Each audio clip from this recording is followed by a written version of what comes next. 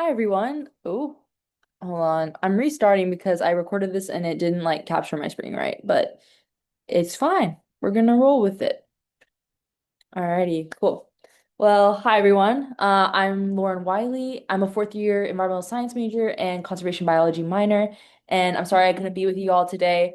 I Tuesdays I have a lecture from 6 to 8 p.m. So don't leave your writing two credits to the last minute. That's my first piece of advice, but I'll get into it, and I hope this video is a great way to still get this information.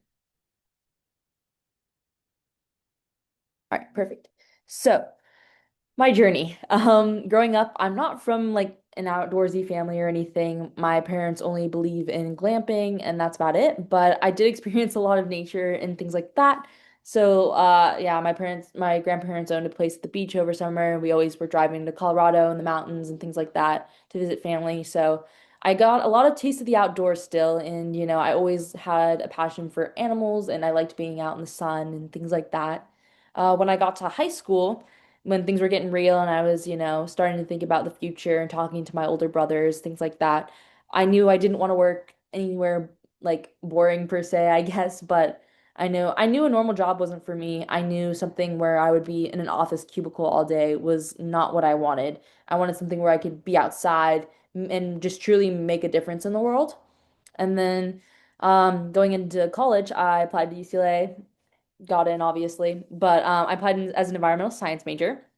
I'm still an environmental science major, so I'm one of the few people I know that has like never changed. My brothers both changed their majors like a million times, so I'm unique in my family, I guess. But I'm very pleased with where I'm at as far as being an environmental science major. And then I eventually decided to pick up conservation biology as my minor due to my passions. So yeah. Oh, sorry, I clicked something. There we go. Okay. This is kind of like a lot of a slide, but it's pretty meaty, but I feel like this is what people really, want to know is what do you do? So these are my current and like past involvements from the last couple of years. But starting off, UCLA Sustainability. I began working for them as a student intern in fall of 2024. That was the start of my junior year of college. And I work as a student sustainability analyst.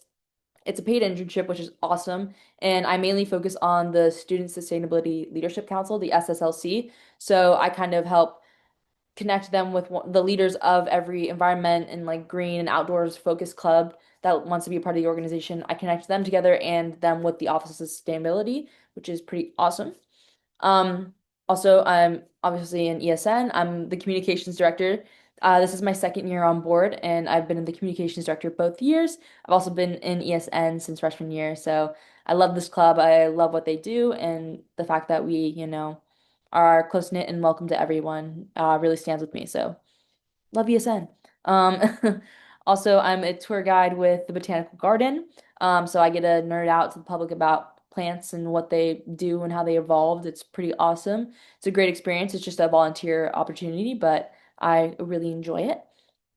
Next, as many of you know, your fourth year in the environmental science major, you have to do a senior practicum.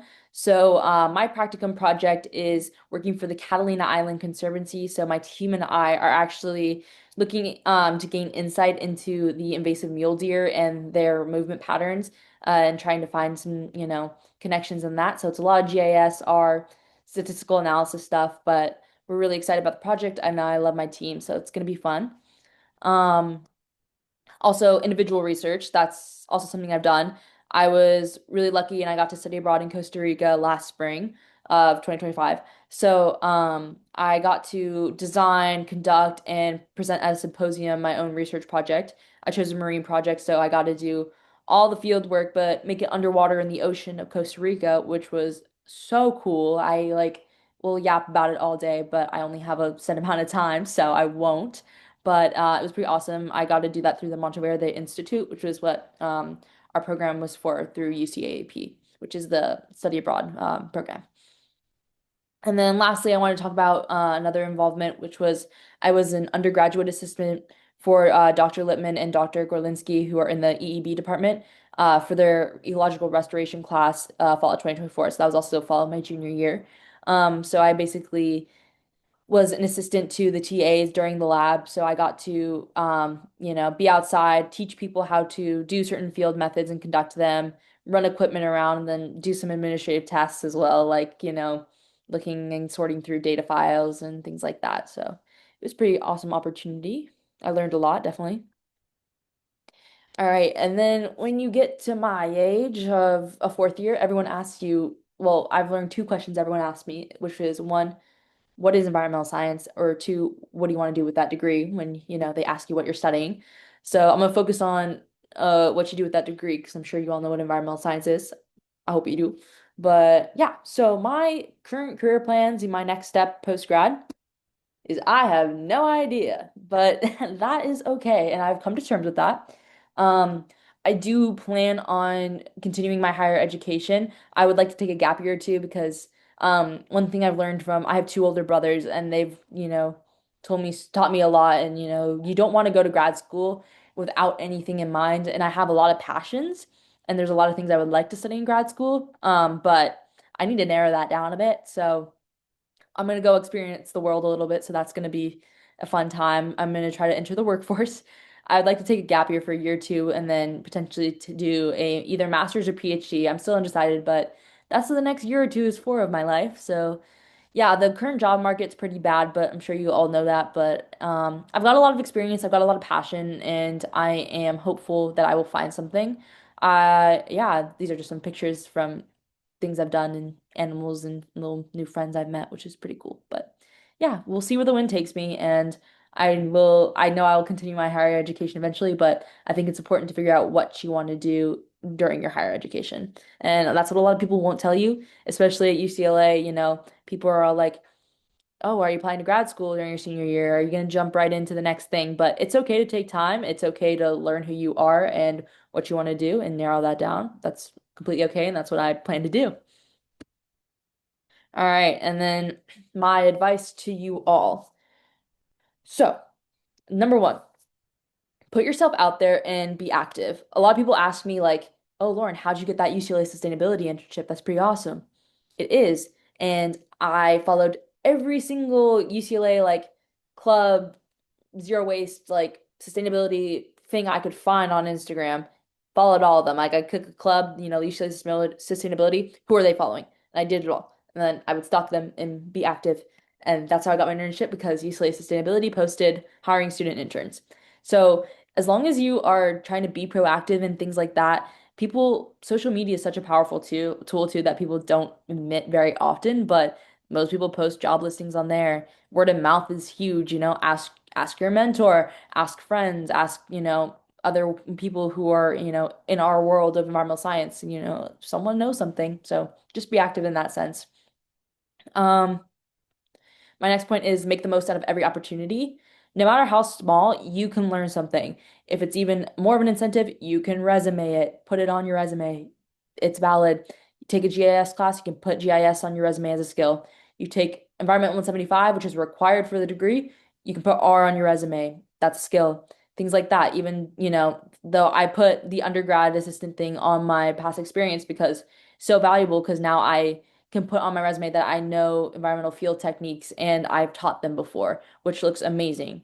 So it's just, even if you think, that might be something small or lame, there's always an opportunity to learn something. Even volunteering events, teaching you how to collect seeds or, like even remove invasive species. That's skills, things like that. Next one is try something out of your comfort zone. This one has a couple meanings to it. First of all, I'd like to just say that you are in university, and I know a lot of people tend to stress about the future way too early. I started stressing like junior year, which is like, that's fair, but I'm still enjoying my college career as well. It's okay to say yes and go out and have fun and things like that. It's all about the work-life balance. So make sure you're enjoying college while you're here. Um, as far as like something out of your comfort zone. Also, it could be a class. So, you know, I didn't always want to be conservation bio. I was thinking I was going to do AOS minor and things like that. Took an AOS class. Absolutely hated it. Took other classes. Absolutely hated them. Loved conservation bio. But it was the fact that I was able to try them and experience that and to learn what I love and don't love. And that's part of the, whole learning process. And that's okay. It's okay to not like something. That's what school is for, is to learn what you want to do with the rest of your life.